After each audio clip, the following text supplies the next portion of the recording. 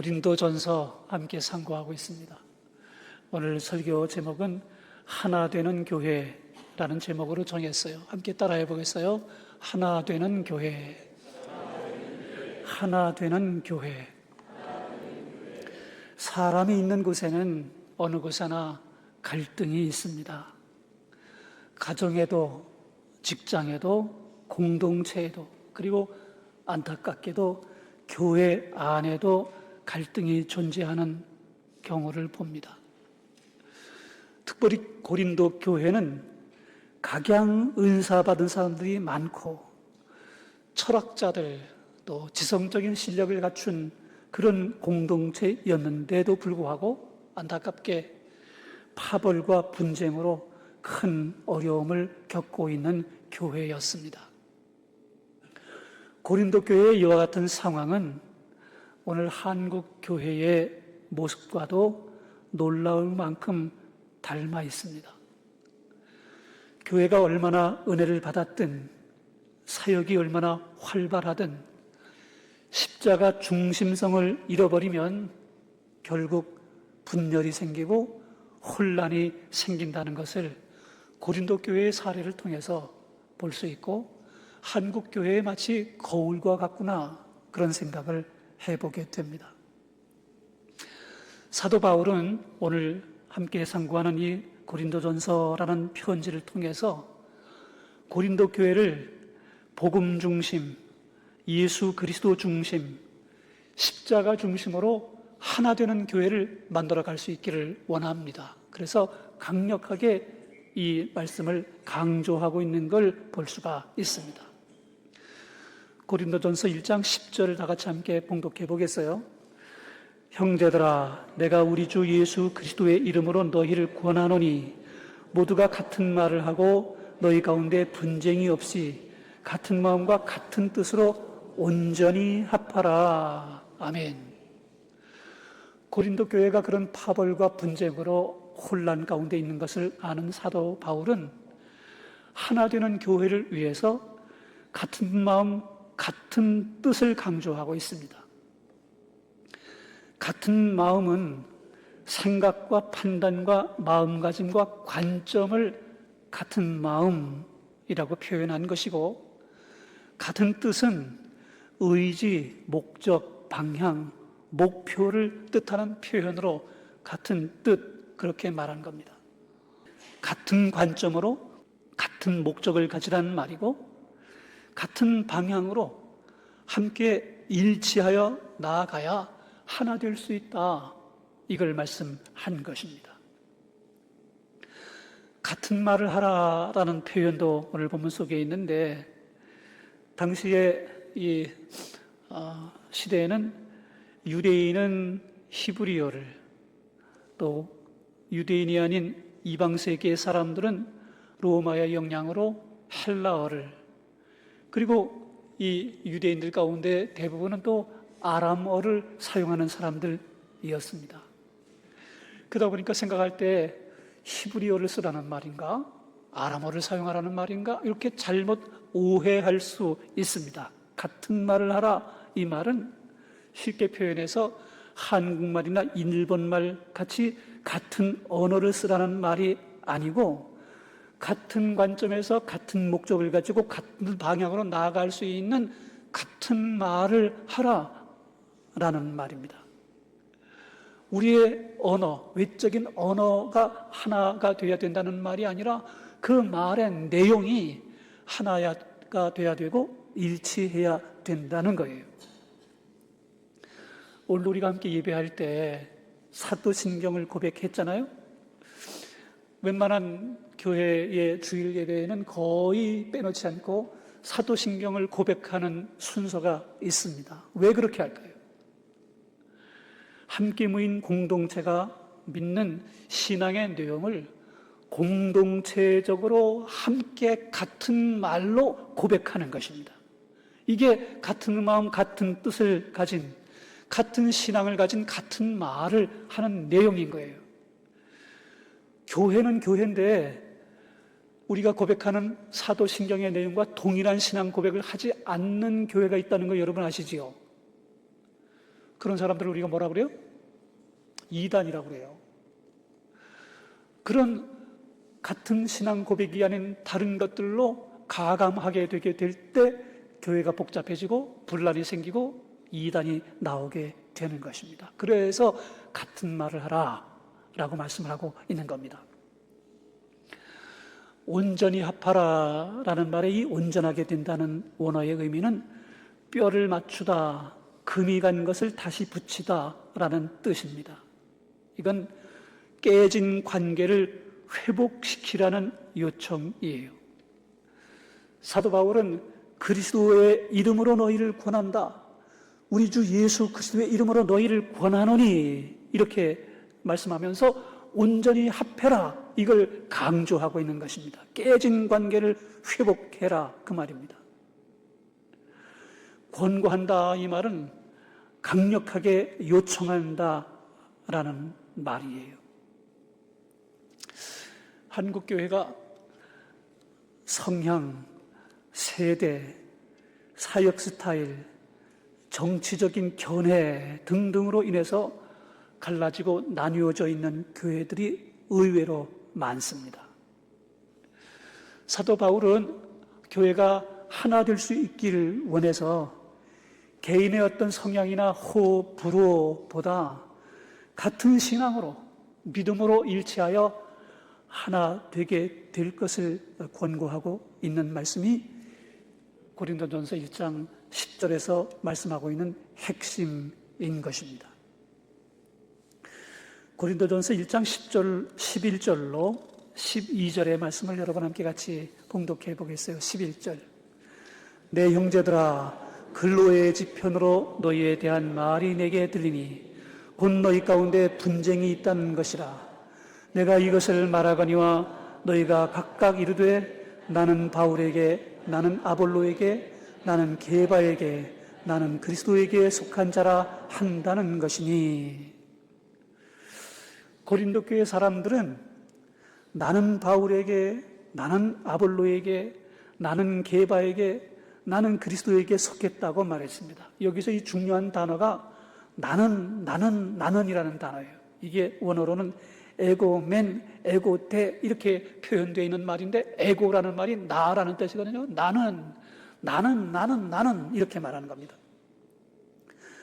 나는 누구에게 속했는가에 대해서 말하고 있지만은 이 1인칭 대명사 나를 강조하고 있는 것이고, 이것은 지도자 바울이나 혹은 게바나 혹은 아볼로를 높이려 하는 말이 아니고 자신을 높이고자 한 말입니다. 나는 바울을 따르는 사람이다. 나는 베드로를 따르는 사람이다.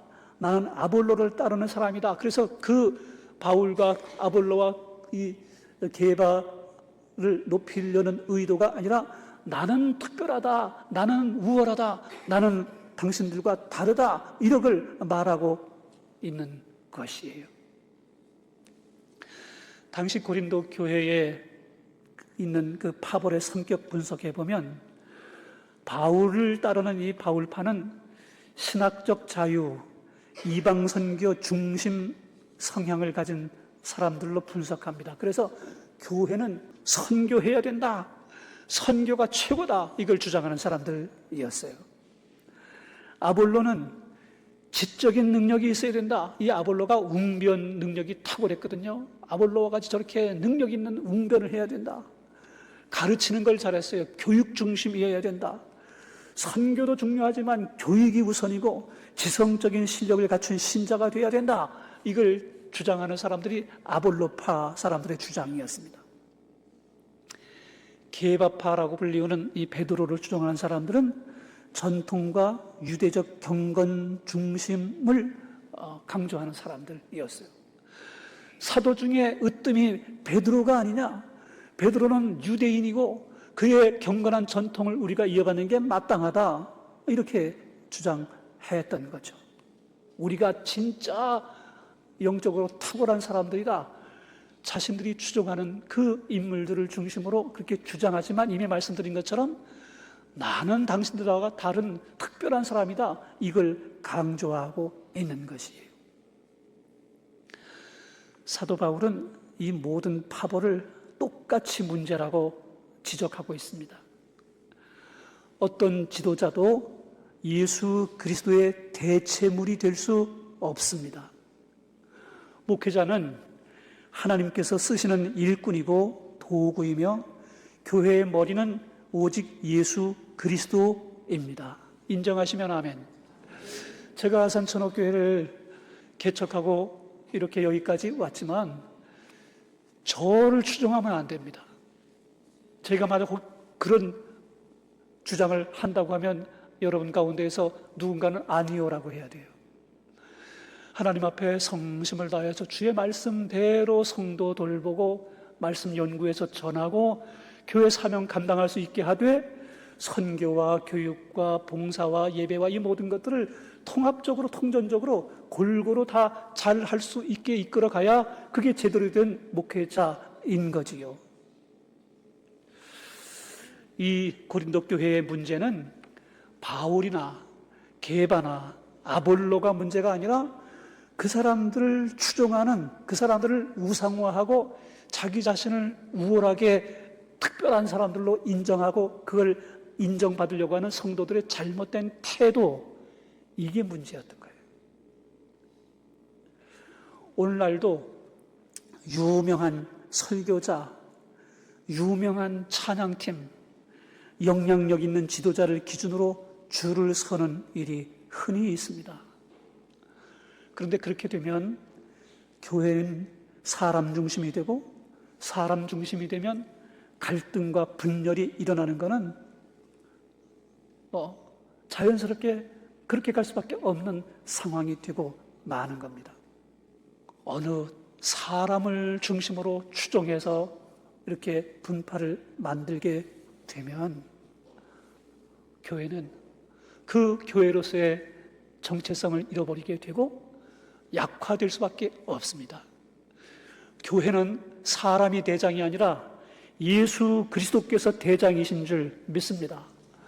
예수 그리스도가 우리의 주님이시고 그분이 교회의 머리시다. 이것을 늘 잊지 않고 고백하는 저와 여러분 모두가 다 될 수 있길 주의 이름으로 축복합니다. 아멘. 고린도전서 1장 13절로 17절을 함께 봉독합니다. 13절. 그리스도께서 어찌 나뉘었느냐? 바울이 너희를 위하여 십자가에 못 박혔으며 바울의 이름으로 너희가 세례를 받았느냐? 나는 그리스도가 가이오 외에는 너희 중 아무에게도 내가 세례를 베풀지 아니한 것을 감사하노니 이는 아무도 나의 이름으로 세례를 받았다 말하지 못하게 하려 함이라. 내가 또한 스데바나 집 사람에게 세례를 베풀었고 그 외에는 다른 누구에게 세례를 베풀었는지 알지 못하노라. 그리스도께서 나를 보내심은 세례를 베풀게 하심이 아니요 오직 복음을 전하게 하려 하심이로되 말의 지혜로 하지 아니함은 그리스도의 십자가가 헛되지 않게 함이라. 아멘. 사도 바울은 세 가지 질문으로 파벌의 어리석음을 드러냈습니다. 그리스도께서 어찌 나뉘었느냐? 바울이 너희를 위하여 십자가에 못 박혔느냐? 바울의 이름으로 너희가 세례를 받았느냐? 세 가지 질문을 하고 있어요. 여기서의 핵심 단어는 나뉘었느니라, 나뉘었느냐라는 단어입니다. 이 나뉘었느냐라는 단어의 원어가 메메리스타이라고 하는 단어인데 분할되다, 찢기다 라는 뜻입니다. 파벌은 그리스도를 찢는 행위라는 것입니다. 교회 안에 당을 짓는 것은 교회를 분열시키고 그리스도를 찢는 행위인데 이런 나쁜 근성을 가진 사람들이 있어요. 이상하게 그 사람들 있게 되면 당을 짓고 소곤소곤하고 그냥 끼리끼리 뭉쳐가지고 자기들만 마치 최고로 예수 잘 믿는 사람들인 것처럼 하고 다른 사람들을 무시하고 교회가 시험에 들면 이런 사람들이 아주 활개를 칩니다. 우리 아산천옥교회는 절대로 이런 당을 지어서 누구를 비난하거나 또 우리끼리 이런 표현으로 자기네들끼리 똥돌 뭉쳐가지고 어떤 일을 주도하거나 이런 일이 없이 모든 성도들이 기관으로 수운으로 함께 모든 부서에서 연합하고 일치하고 하나 되는 건강한 교회로 세워질 수 있게 되길 주의 이름으로 축복합니다. 아멘. 그렇게 되려고 하면 두 가지가 중요한데, 첫째는 복음이고 둘째는 예수 십자가입니다.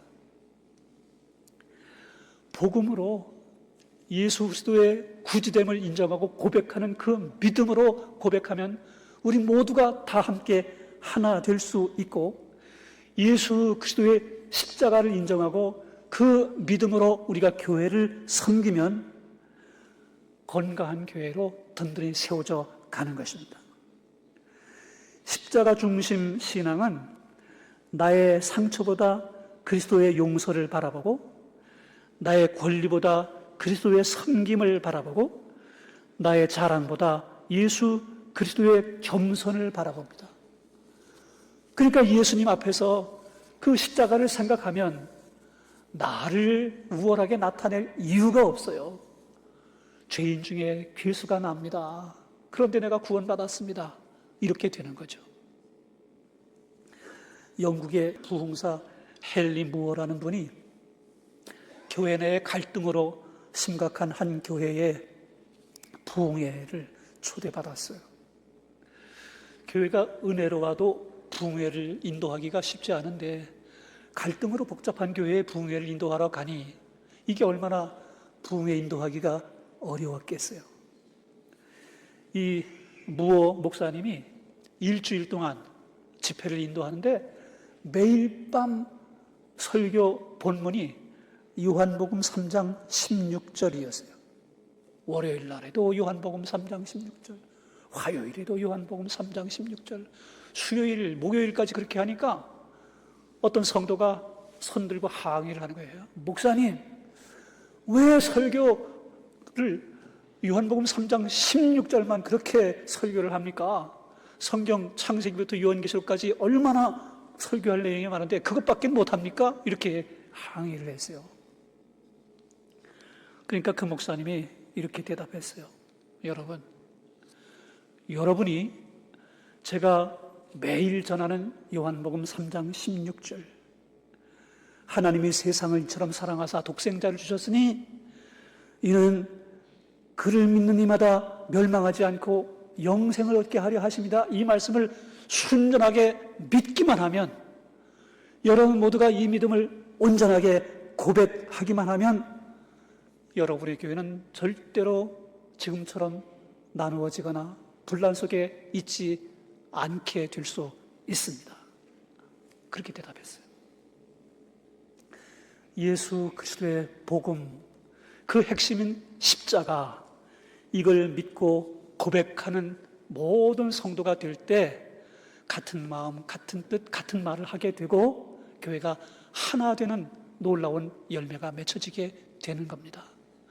우리 아산천옥교회의 방향성이 하나님 앞에 이것을 잃지 않고 끝까지 신앙의 정도 잘 달려가는 저와 여러분 모두가 다 될 수 있길 주의 이름으로 축복합니다. 아멘.